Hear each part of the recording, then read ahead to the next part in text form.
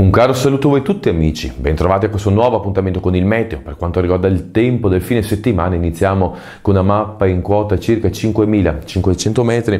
Questa mappa ci fa vedere in modo particolare un cambiamento, una mappa incentrata su domenica, mentre negli appuntamenti precedenti avevamo il classico disegno di un promontorio a mo' di gobba di cammello con le linee nere. Qui abbiamo la struttura tipica di una saccatura, per di più con i colori in rosso e in arancia abbiamo dell'instabilità che avvolgerà specialmente il centro-nord della nostra penisola. Ma andiamo con ordine, iniziamo con sabato.